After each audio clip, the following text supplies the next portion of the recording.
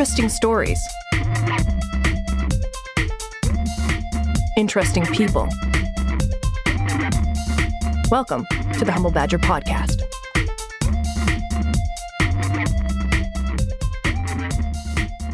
Thank you for listening to this podcast today. You can support the podcast at The Humble Badger on Twitter and Facebook, or at The Humble Badger Podcast on Instagram. Now, this episode is brought to you with the help of our promotional partners at Keyclef Productions. They're sprinkling a touch of music and magic into your next musical event. And you can visit them at keyclefproductions.com for more information. My name is Pablo Dawson. I'm your host for today. And as you know, we always start off with a rant, a random fact. It's been called all kinds of things from the listeners. One of the topics that was brought up to us. Does anybody even play street hockey anymore? I'll tell you something. It's something that was a big part of my childhood, certainly, is playing street hockey. And I would even play with the wrong-handed stick because, of course, I didn't know I was left-handed. And so my uncle gave me a adult size, of course, a right-handed stick. And he says, "Are you right-handed?" I said, "Yes, of course. I do everything right-handed. The left is just for pushing buttons and whatever." And so I thought I was right-handed. Turns out I wasn't. So I had this adult-sized right-handed stick, even though I was a very tiny left-handed child playing street hockey. But I don't even see street hockey out there anymore. I don't know if it's a safety issue now, or parents are paranoid, or maybe the neighborhoods have changed. I'd like to know what my co-host thinks about that. Street hockey. I actually saw a game of street hockey happening in Port Credit the other day, and I was surprised because I hadn't seen it in such a long time. Like not a sanctioned, organized game with sponsors and things. Like we're just it was a bunch of kids and their dads just kind of riffing it out there, shooting the puck. You know, I don't know much about hockey, but I know I like street hockey more than I like ice skating because I had a lot of traumatic events ice skating as a child, which resulted in me not being able to learn how to do it. We won't get into that though. And you are? And I am the Electric Lynx, LK, entertainment journalist, comedy writer, current podcaster, and former expatriate in Japan. Former expatriate of Japan, I guess. Sure. We can talk about semantics, or we could just... Do they have street hockey in Japan? No, they're not big in hockey. They're big in baseball. They're big into baseball. And yes, if you've ever seen the professional baseball in Japan, it is something rather interesting. Our guest today, I'm sure, has an opinion or two about street hockey. My name is Erik Nojd. I'm a singer, songwriter, performer from Brampton, Ontario. I've been annoyed all my life, and I love street hockey. I still play it every Sunday, except for this Sunday. Because you're in the studio informing the listeners about street hockey. And advocating for it. That's right. That's it. Right. I told them I have an upper body injury. Upper body, yes, I know. I love those injury reports in the NHL. So you still play street hockey like every week, but do you see a decline because when we were kids, I'm sure everybody played it, and it doesn't look like that's happening anymore. Oh, there's definitely a decline in playing outside in general. Like I live on a street where there's a square at the top, and they push all the snow up there. When we were kids, we'd dig holes in them, we'd push each other off of it and stuff. Not a single kid on the hill at all. Oh, wow. Yeah. So. Yeah, I mean, I guess people don't want their kids being pushed off hills anymore, but also I think that with the amount of traffic that there is out there, maybe there isn't room for streat hockey anymore. I think parents are generally afraid to have their kids go outside. They think something bad is going to happen to them, so they keep them in. I agree with that. Yeah, it's kind of disappointing. But anyways, let's shift gears here. You are a musician. Let us know what kind of instruments do you play and what genres do you play in? Well, I started out playing piano. My mom was my teacher, so I just that's my first instrument. You were grounded if you screwed up, or is that how that works? I couldn't go out and play if I didn't practice. Street hockey, that is. See how it all relates? Okay. It all relates. Yeah, exactly. So after that, I started playing guitar when I was probably in like grade 6, because that's the kind of music I listen to. I listen to everything. And as far as playing in bands and whatnot, I mostly did like punk and metal growing up, and now in my later 30s, I've switched gears to like country and blues. Okay, gone soft. Yeah, soft and slow and nostalgic. Oh, it's nostalgic. Yeah. That's a great word that I would use to describe your music. It is very nostalgic. It does harken back to another time. I personally have been able to watch Erik do some performances. I believe I saw you at Wonderfest, and you performed there. Would you say nostalgic is a fair description of your style? Probably, yeah. I mean, for the most part, it's reflective on things I experience or see happen, and I'll marinate on it, and and then I'd say it's all sort of nostalgic. Yeah. Yeah. Cool. Hey, besides singing and playing guitar, Yeah. what are something that would be surprising that you do really well and do really badly? Outside of street hockey, of course, Oh. where he is a We already know legend, she's I a am champ. told. Yeah, you took away my championship By him. rant. That's right. Something I do well. Oh, geez. We really put him on the spot. Oh, I'm Yeah. sure he can think of something. I drive really well. Okay, he's a He good does drive really driver. well, yeah. I drive a school And you know what? bus, in fact. Oh, you wow. really? Nice. Yeah, Wow, Nice. see, then It's a you lot have of to fun. be a good driver. that's right. That's why you're slow and steady these days. That's right. No, but that's the thing is that a lot of people don't realize that driving in and of itself is a skill. And we're just, again, it all is. relates, people.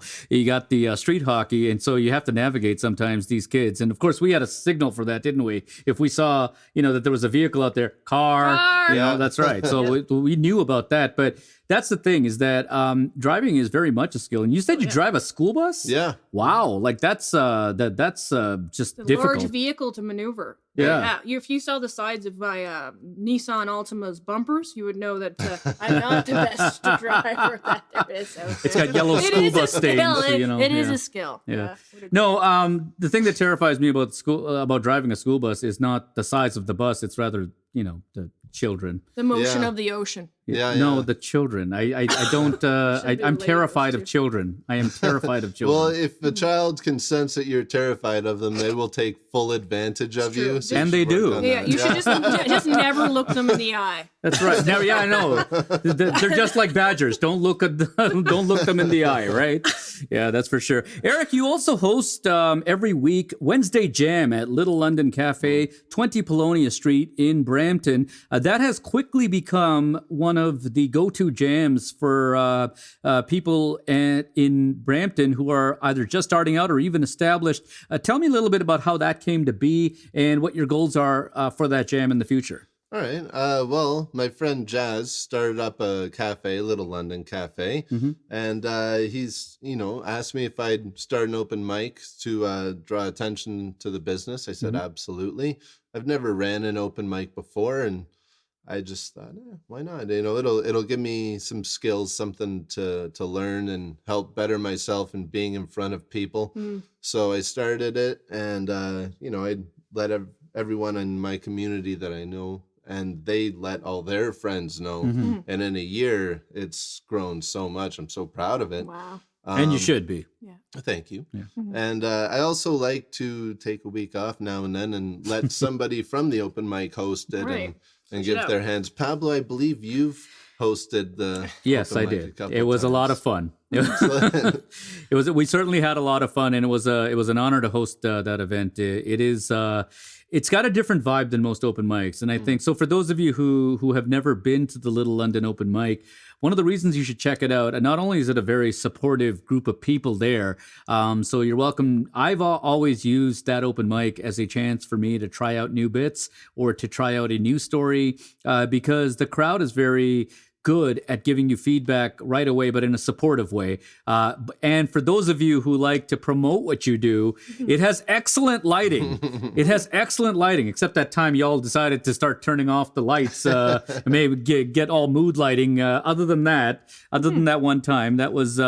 It's got great lighting for photos, and it's a very supportive crowd. It's a small space, and so it gets really loud in there. Yeah, Right? the acoustics are really nice too. And it's funny because like when you watch people perform in it and listen to them, like everyone's just engaged and listening, right? And like everything else just goes away. You're in that song right there. Yeah. And yeah, it's golden. Yeah, and that chef of the Little London Cafe, Jazz, wow, does he make some amazing treats. So check it out. You can find out more. Just Google Little London Cafe. You'll be able to find out more about them. You talk about fans just really being engaged at the open mics. I'm sure you've had fans come up to you after you've played and had encounters with them. Have you ever had a very touching moment with one of the fans that have enjoyed your music? that you can talk about here? I don't wanna be mean clear. touching literally. I mean, figuratively.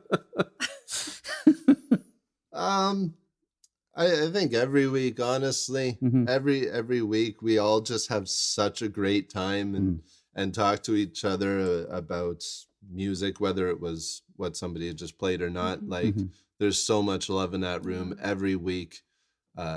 It's completely rewarding. Yeah. Yeah. So when you're not busy managing open mics and playing music, writing music, being a street hockey champion, Thank you. and yes, and also taking care of the next generation on the bus there. What does Erik like to do to unwind, and what do you like to do for fun outside of those things? Well, I'm a man of many interests. I haven't picked them all up, mind you, but I like watching videos of other people doing things. Like it's kind of my what's that, ASMR? Is that? Yeah, that's it. I like watching people do leather work. Like just hammering in patterns to leather. It's very soothing, I find. Yeah. Somebody told me about that about a year ago, and I thought it was odd at first. But then I started listening, or I guess watching the videos, and then I found that okay, I see why people like it so much. It's very soothing. It's very relaxing. We got so many things to not relax us these days Right. that it's good that we have something that actually can. So yeah, no, that's cool. It's kind of mesmerizing, right? You think to yourself, how can I watch somebody cut cucumber for an hour? And then you realize it's been 20 minutes till you had that thought. It's almost meditative, right? You're like in a trance watching it, like, oh, and your mind is just at ease at that time. Okay, I'm gonna be honest. I can't watch someone cutting a cucumber for an hour. That's not. I haven't that's not tried, good. but I'm Yeah. willing. Yeah. I'm not willing. I want to say that on the record, LK and Erik. I am not willing to try watching someone cut a cucumber. For Eric, an hour. let's not invite him to our cucumber Cucumber cutting. You can't even say it. Well, that's a bit of a tongue twister. Anyway, party where we just watch the videos together in silence. Yeah, no, the leather thing I can understand. Like you're building something. Like sometimes they have those quick videos, even not even ASMR, but just those quick videos on like Facebook or something. You will see that somebody's put together like a Lego piece or something quickly. Sure. There's something oddly satisfying about that. I think that we can all agree. I think it's time for rapid fire. What do you think? Sure enough. Okay, are you ready for rapid fire, Erik? Sure as I'll ever be. So your life doesn't depend on it. I just want to be clear about that. It's just, Or does it? or no, it does not. It Dun, does dun, not. dun. This is not life Like and death. badgers right now. Rapid fire. Okay, let's get going. Okay, Eric, tablet or computer? Computer. Okay. What do you prefer? I prefer a tablet nowadays just because it's more mobile and I can. What about the typing? Does that not constantly? You know what? The typing, it depends on the size of your fingers, and since mine are so small and delicate, it doesn't really serve a problem. I get the best of both worlds with the phablet. Also, Whoa. I get to say phablet because it sounds fabulous. Is that a real thing, or did you? Just Yeah, no, that's an actual thing. It's a phablet. Like I got shout out to Samsung. Would love the sponsorship there, but the S10 Plus, I mean, that is huge. And it's not as big as their Note series, the ones that caught fire. So I guess I'm not getting that sponsorship after all. Okay. Let's get back to rapid fire here. Speaking of Samsung and such, do you prefer iPhone or Android? iPhone, I guess. I know it better than the Android. Yeah. Mm-hmm. A lot of artists still don't know it very well. Yeah, a lot of artists tend to prefer Apple products. I personally am an Android guy, but then I'm not really an artist, though, am I? So- I like iPhone because I have money. But I hear the people who don't love the Android. Hey, that Samsung S10 Plus, that's not cheap. I'm just saying, like, Well, it's trust not me as on much that. as the iPhone. Yeah. All right, let's keep it rolling here, boys. Pen or pencil? Pencil. Yeah, why? Really? I like sketching. And Oh, okay. Yeah, it's okay. the That art. makes sense. It's the art angle. Actually, I don't even use either a pen or a pencil these days. I hardly ever. I mean, it's. I I don't know. just type on my phablet. You just wanted to say phablet. Don't understand the word. You can't say that word and not Laugh. sound like tablet. Okay, here's a question. Comes from one of our listeners, I guess. It, could be someone you know. When you're sleeping, fan or no fan? I guess it depends on what season it is, Mm-hmm. but I'm gonna say no fan. Okay, I have to have a fan on all the time. Yeah. all the time. I can't sleep otherwise. This is an eternal argument in my house where I want the fan on and my significant other wants it off. Right. So usually it's on. Well, that's fantastic. We now get to the portion of the podcast where we do quote unquote trivia. It's not about quotes. It's not really trivia either. We're not trying to find out how much someone knows or doesn't know. We are just trying to learn a little bit more together. Are you ready, Erik? Yeah. Okay. Your trivia topic, naturally.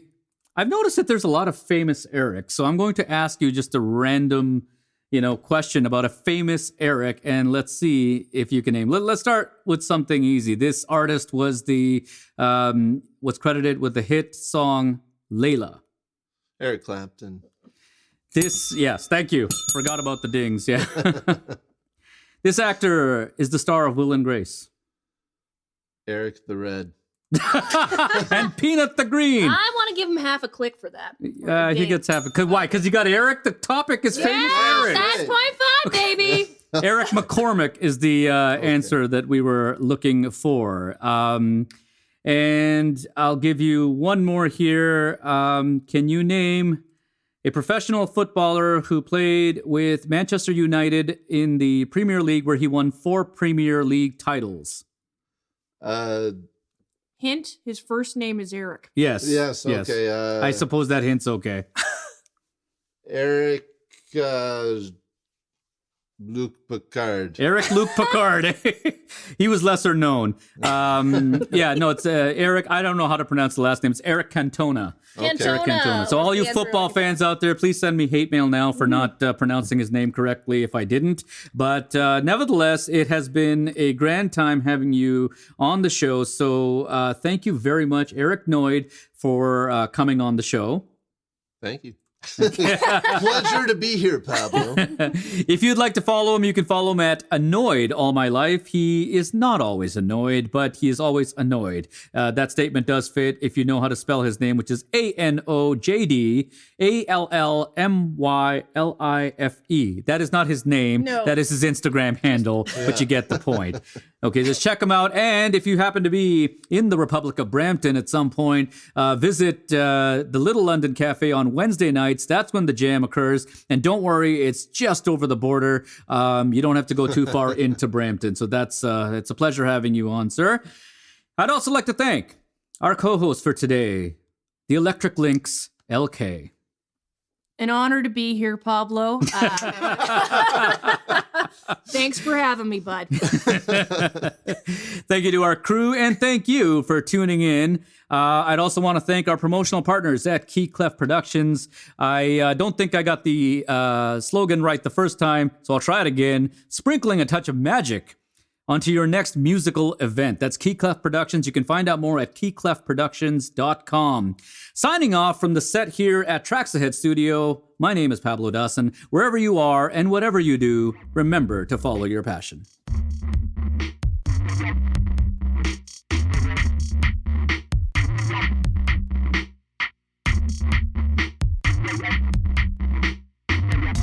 Thank you for tuning in to the Humble Badger podcast. For more information, please visit thehumblebadger.com.